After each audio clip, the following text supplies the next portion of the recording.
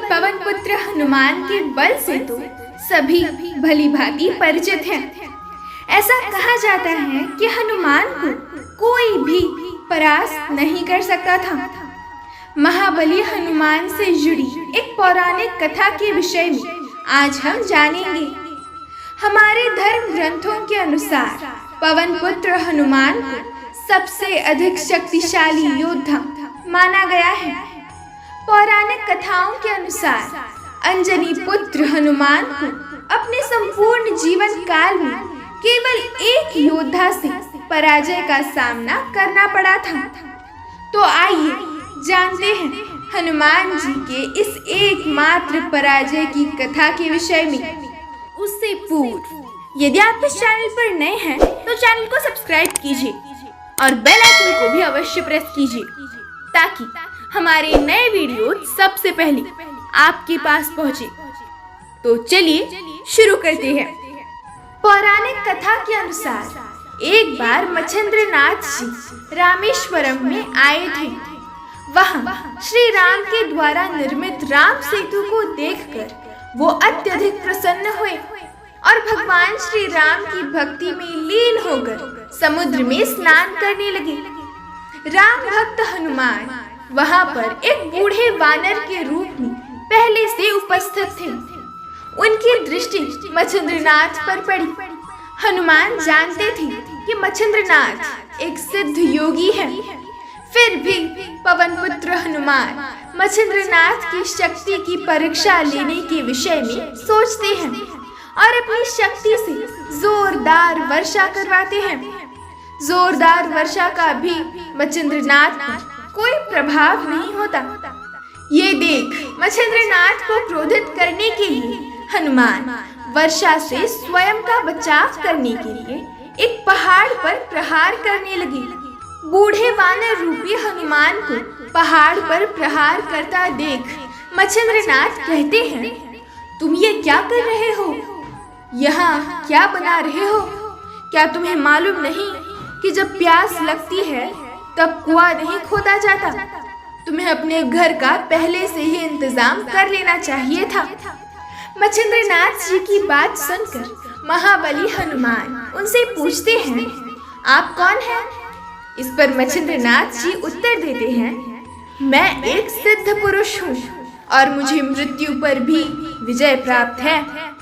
उनकी ये बात सुनकर बूढ़े वानर रूपी हनुमान कहते हैं, पवन पुत्र हनुमान से श्रेष्ठ एवं बलवान योद्धा इस संपूर्ण संसार में कोई भी नहीं और कुछ समय तक मैंने उनकी सेवा भी की थी। इसी कारण उन्होंने प्रसन्न होकर अपनी शक्ति का कुछ भाग मुझे दे दिया था। यदि आपके अंदर इतनी शक्ति है तो आप मुझसे युद्ध कीजिए और मुझे युद्ध में पराजित कीजिए, अन्यथा स्वयं को योगी कहना छोड़ दीजिए। इस तरह मच्छिंद्रनाथ जी हनुमान की चुनौती स्वीकार कर लेते हैं।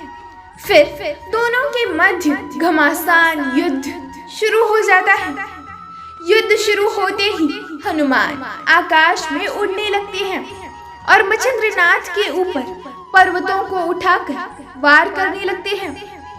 पर्वतों को अपनी ओर आता हुआ देख मच्छिंद्रनाथ जी मंत्रों की शक्ति का उपयोग करके सभी पर्वतों को आसमान में ही स्थिर कर देते हैं और उन सभी पर्वतों को अपने मूल स्थान पर वापस भेज देते हैं।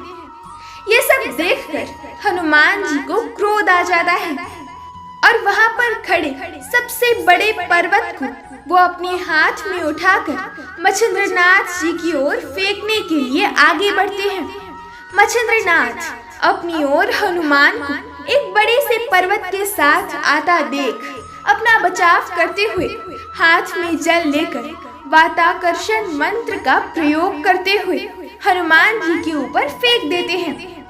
मंत्र की शक्ति से हनुमान आसमान में ही स्थिर हो जाते हैं और उनका शरीर तनिक भी हिल-डुल नहीं पाता। मच्छिंद्रनाथ जी के मंत्रों के कारण कुछ समय के लिए हनुमान जी की सारी शक्तियाँ खत्म हो जाती है। शक्तियों के खत्म हो जाने के कारण हनुमान पर्वत का भार सह नहीं पाते और वो पीड़ा से व्याकुल होने लगते हैं।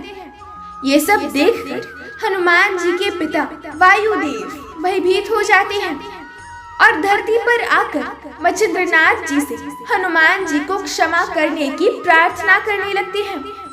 वायुदेव की प्रार्थना पर मच्छिंद्रनाथ जी हनुमान को मुक्त कर देते हैं।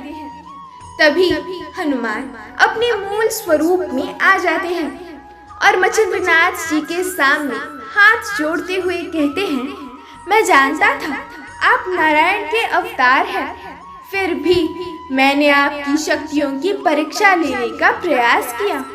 इस अपराध के लिए आप मुझे क्षमा करें।